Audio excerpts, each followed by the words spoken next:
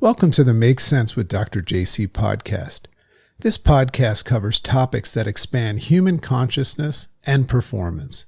On the Makes Sense podcast, we acknowledge that it's who you are that determines how well what you do works, and that perception is a subjective and acquired taste. When you change the way that you look at things, the things that you look at begin to change. The Makes Sense podcast is sponsored and primarily funded by the Makes Sense Academy, our private community where open and curious seekers of growth and expansion apply the Makes Sense principles and systems to move from simply going through life to growing through life. So check out the Makes Sense Academy risk-free for less than you'll spend today on shit that you don't need. Welcome, my friends, to the uprising of the sleepwalking masses. Welcome to the Make Sense with Dr. JC Doornick podcast. Makes sense. Great morning, world. Great morning, humans. This is your boy, Dr. JC Doornick, aka The Dragon. And today what I want to do is I want to share a piece that I'm going to be posting in my Makes Sense Substack. It's called The Alchemy of Forgiveness. The subtitle of it is going to read, "This Time It's All About You." Isn't that an interesting paradox where we're kind of raised to think that we're not supposed to say that? That would be considered selfish. But human beings are really wired to be value-seeking missiles. I mean, nobody thinks, says, or does anything that doesn't have value for yourself. So I think one of the big steps today, and this might be a power move for you today, is to be okay with receiving, not feeling like you have to give. Because remember something, the moment that you receive, you're giving somebody else the beautiful luxury of giving. When it comes to forgiveness, a big shift today, this is some good shift, is going to be making it about you. And you'll see what I mean by that. So this was organized actually and generated from a mastermind topic that I recently did actually yesterday. Do these once a month. And I did that for, I guess we can call it our plant medicine integration group. This is a world that the dragon enjoys and lives in. And I host a mastermind once a month. And I was talking about this topic of forgiveness. I've re-engineered it, for you guys, and I hope that you really enjoy it. When I thought about this topic, I thought actually it would make for a great short form podcast. So it's a very sensitive subject, forgiveness. I want you to know that I really don't in any way, shape, or form know what it's like to walk in your shoes, nor do you know what it's like to walk in mine. And it's funny how people make assumptions that they do because they tell people what to do. But I don't know what it's like to walk in your shoes.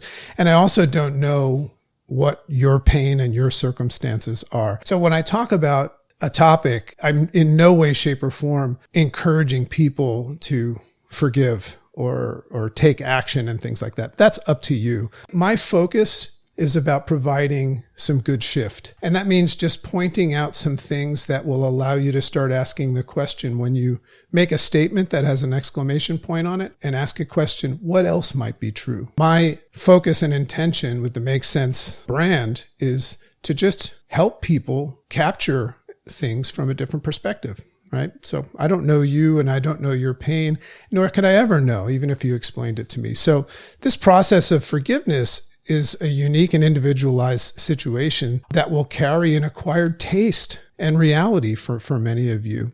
What I do know for sure is this, and I'll say this with certainty. Your life experience and everything, I mean, we're all kind of the same. We're all interconnected, can become extraordinary. This is what I know for sure, because as a coach, I've been coaching for 20 years in health transformation and just watched miraculous things. So I know what's possible. I don't know if anybody will do anything about it, but I know that your life experience can become extraordinary the moment that you decide to stop carrying the weight on your shoulders of somebody else's stuff. And it's going to happen the moment that you change the way you look at forgiveness. So what we're going to do today is entertain the idea of capturing a different perspective. You don't have to accept it, but we're going to look at something like forgiveness from a different vantage point. And you'll decide if you like it or not, and if it's useful or not. That's kind of my little disclaimer. In full transparency, though, and this is important to understand, I don't think that there's a finish line for something like forgiveness. I've come to terms that I'm going to be working to release my demons and release myself from its strong grasp and burden for the rest of my life. However, it's actually in my decision and the intention behind the decision to work on it and get rid of it that I found my freedom. It's just the idea that I'm working on it. In that idea and in that decision, I start moving in a different direction. Make sense? Chances are, if you're here and you're human, you might be holding on to something heavy. Now, if you don't think you're holding on to something heavy, you might just have become a 5th degree black belt at pretending that you don't. Right? But it could be a wound. It could be a betrayal, a disappointment. Perhaps somebody hurt you knowingly or unknowingly. And there's an interesting part of this discussion. Or maybe you hurt somebody. Maybe the hardest part is that you hurt yourself. But now you're left with this question. How do I let it go? Should I let it go? Am I supposed to let it go? Is it beneficial to let it go? Or should I stand my ground? This is this threshold. And the reason why I found it interesting to speak about this in the plant medicine world is when people go experience a ceremony, which could be interpreted as you reading a book, hearing a podcast, or listening to this conversation, or having some sort of a new insight or breakthrough. When you come back to your baseline reality, or whatever you call that, in your cell phone, you have to go through what's called the integration process. And that's a big term in the plant medicine world, is how do I take these new distinctions and lessons and integrate them in my life? There's a threshold when something has happened to you and you're holding on to it, but you understand, how do I let this go? That's the integration process. And unfortunately, most people stay in that process. A lot of people are looking to get from point A to point B, or get into town from their house in a rocking chair right now in an oscillating pattern. So integration is not just for those that are on a spiritual path as well. So this doesn't have to be like some sort of a kumbaya hooey moment. This relates to everybody. It's for anyone who's ever had their heart cracked open by life. And if you've never had your heart cracked open by life, I would assume that you're 6 feet underground and you're not watching this. It's the process of sitting with what happened rather than avoiding it. Sitting with what happened, absorbing the impact of it, and slowly transforming the pain into wisdom. I love the analogy of looking at a wave that's coming and it's building up and it comes to its peak, and we watch it go by, crash, and then dissipate up on the shore. So I love this idea of looking at things like pain and suffering and forgiveness and recognizing that there is a beginning, peak, and fruition. We're going to talk about the space between what broke and what's next, because that's where the win is. As Viktor Frankl from A Man's Search for Meaning says, that the game is won in between the stimulus, the thing that happened, and our response. And this is what we talk about in the Makes Sense Academy. That's our private academy. And I see some folks from that here. Here's the truth. And it's funny to say, here's the truth. Here's my truth. You can't fully integrate from an experience without forgiveness. Forgiveness is a tool, a bridge perhaps, that allows, that permits for integration, meaning letting things go. You can't just let go without practicing forgiveness. And let that sit with you. Just ask yourself, can I let go of something that happened without practicing forgiveness? And forgiveness, well, that's what's going to set us free. What's interesting about forgiveness is that when we're feeling the burden of something that happened to us, we don't typically evaluate it through the eyes of the giver, the person that offered it to us. Think about this for a second. When you're feeling pain and you're thinking about forgiveness, it's all about you, right? You're thinking about, how did I get impacted by this? What does this mean to me? Is this fair? Should I let it go?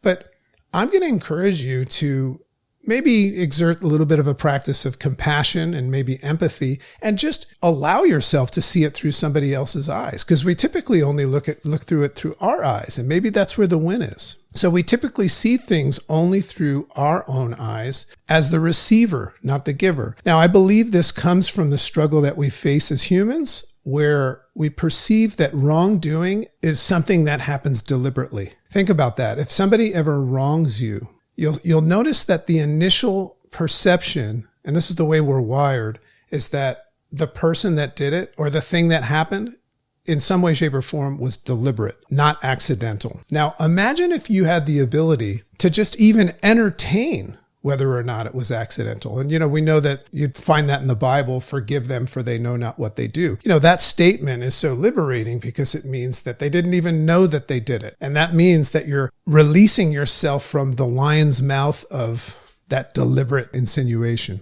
But what if it was accidental? That's why we teach everybody in our academy that's doing the real work. What if it was an accident, right? We don't know for sure, and you don't have to embrace that. But what if maybe it was an accident? Or maybe it was unconscious, meaning they didn't even know that they would do that. It's a choice that we have to make right there, and it's not easy. Have you ever wondered if that person, this is an interesting thing, if somebody ever wrongs you or criticizes you or just says something that kind of unsettles you, have you ever walked away thinking, I wonder if that person walked away feeling the pain of technically the arrow that they just shot themselves with that is in their foot that is comfortably sitting in their mouth right now, foot and mouth disease. I know myself when I do something wrong or if I wrong somebody, I very often walk away kind of like, ugh, God, that came out wrong. But I wonder if they know that. So sometimes that would be a place for me to apologize, right? Or just let people know. So this reminds us of the powerful tool of what we call compassion, right? Where we learn to dig deeper beyond our pain and see where the real pain lies. Maybe in the heart of the giver. The pain could be lying in the heart of the giver. Have you ever felt wonderful and just like totally at ease and comfortable with life and confident and decided to take that moment and make somebody feel bad? Probably not. So yourself. Maybe you got to get to know other people as well. There's a saying, holding on to anger is like grasping a hot stone with the intent of throwing it at somebody else. I'm sure you've heard that before, right? You're going to get burnt because you're so angry and you want to throw this stone at somebody else. You're the one that's going to get burned in that situation. So when it comes to forgiveness or struggling with forgiveness, it's like holding on to that hot stone that's burning your hand, but holding on to it and waiting for that stone to burn the person who wronged you. So what that's saying is that while we're struggling with forgiveness, we're the one that's hurting. And I always wonder if somebody wrongs me and I'm sitting there struggling with forgiving them. And the reason why I'm struggling is I don't want the universe or anyone, or especially them, to know that I think that what they did is okay. That's not what forgiveness is. I wonder if they even care. That's something that they have passed something on to me that is not a burden on them at all. It's just on me. And that seems kind of silly. That's like climbing a mountain with a bag of rocks on my shoulder. It just doesn't make sense. So when you refuse to forgive, you suffer twice. And this is like the story of the two arrows of suffering, once again from Buddhism. The first arrow would be the one that strikes you, but it's unavoidable, right? We can't control what happens in life, right? Very often, that's the whole concept of adversity. But it's the second arrow that you shoot yourself with.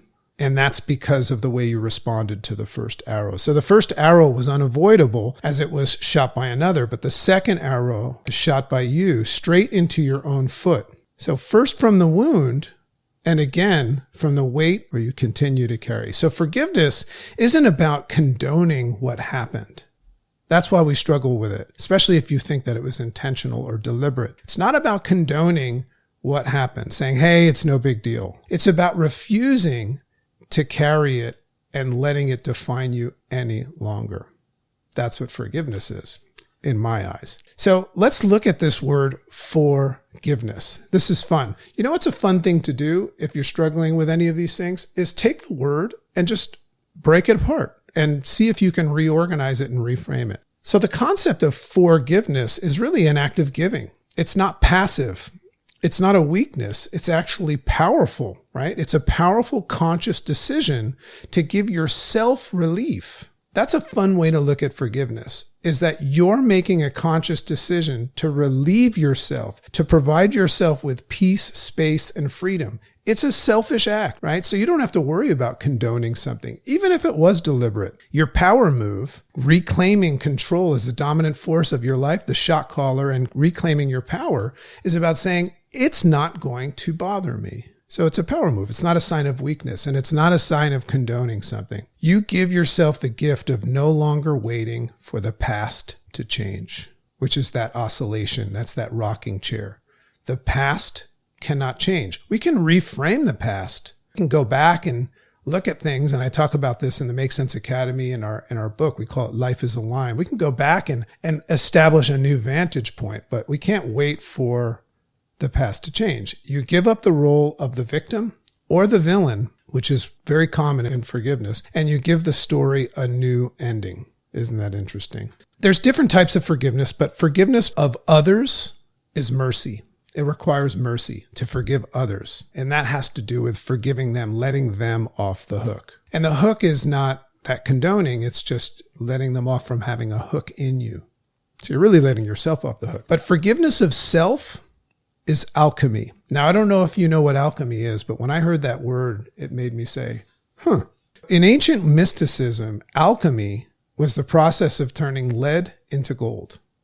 If you look at its roots, that's what it is. So heavy, dense, and simply worthless things, turning them into something radiant, rare, and powerful. That's what alchemy is. So that's what self-forgiveness does. And this is really cool because it shows you the value of what it will do for you.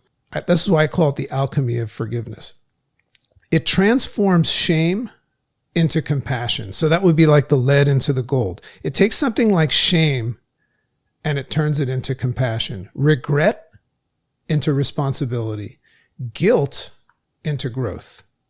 Judgment into grace. So that's the alchemy of forgiveness. And forgiveness of life itself, of the things that you cannot control. In Stoicism, they call that the dichotomy of control. One of the most powerful things you could ever do is allow yourself to recognize what we do and don't control in life. And in the Make Sense Academy, we teach this process called the sorting filter. So we teach people how to run everything through a sorting filter.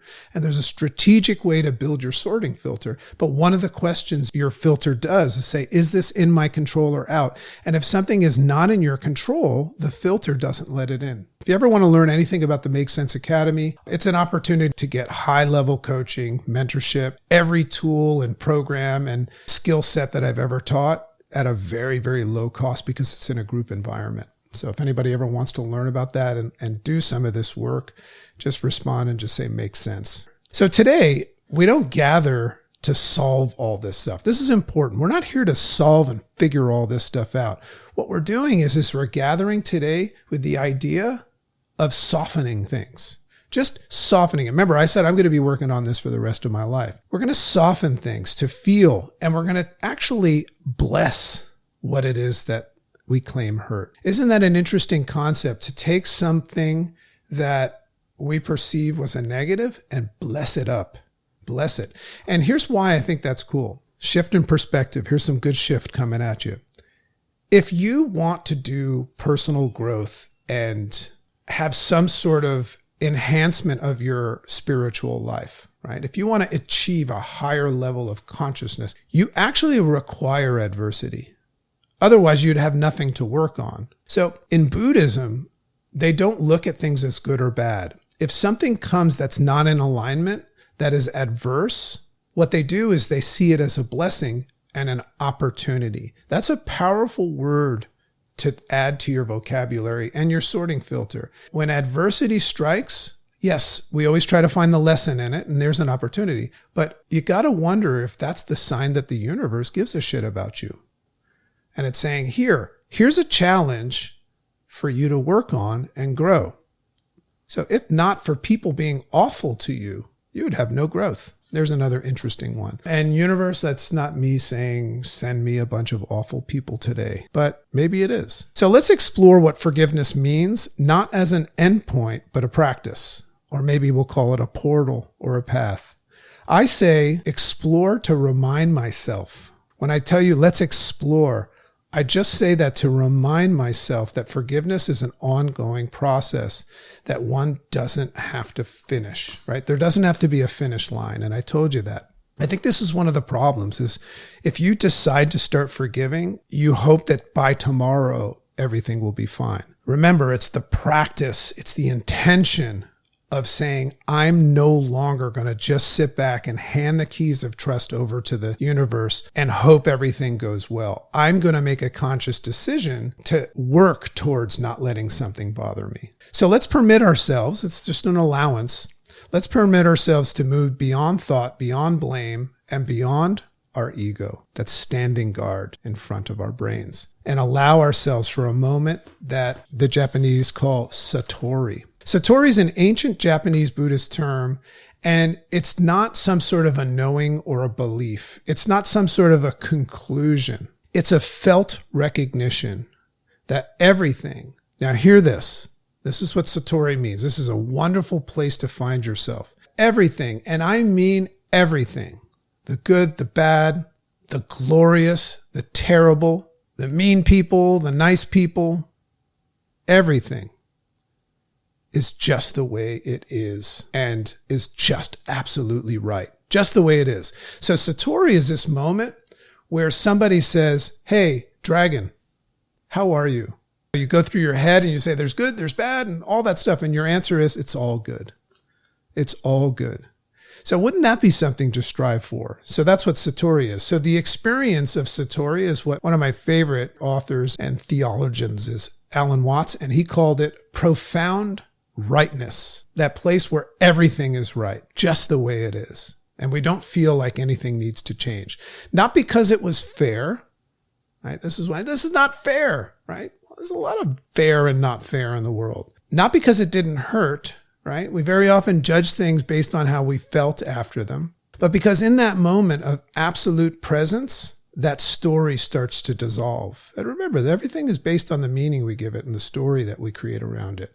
And after the story dissolves, the only thing that remains is the truth, your truth. So forgiveness acts as a bridge to that moment.